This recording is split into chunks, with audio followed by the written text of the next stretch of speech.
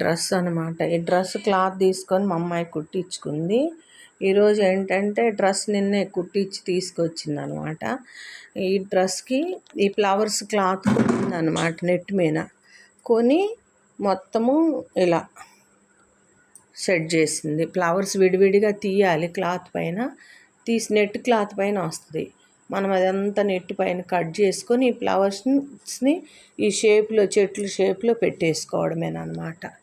ఏ ఏ flowers బాగుంటాయో అలా చూసుకొని ఇప్పుడు వస్తున్నాయి కదా, ఇలా 1 మీటర్న్నర తీసుకున్నావు నాన్న.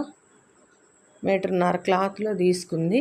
ఇంకా ఉందిలే. ఈ గౌన్ అయితే పిస్తా కలర్ అనమాట, పిస్తా గ్రీను.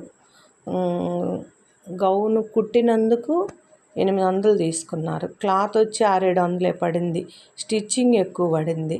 టోటల్గా ఈ ఫ్లవర్సు, ఈ గౌను ఇవంతా కలిపితే మనకి దగ్గర 2000 అయిందనమాట. ఈ 2000 ఈ గౌను వర్తిస్తుందో లేదో చెప్పండి మీరే. నాకైతే బాగానే నచ్చింది. కాకపోతే మనకేంటంటే స్టిచ్చింగ్ చేసుకుంటే బాగుంటుంది అన్నమాట గౌను. అందుకని మా అమ్మాయి అన్నీ స్టిచ్చింగ్ చేపిస్తుంది.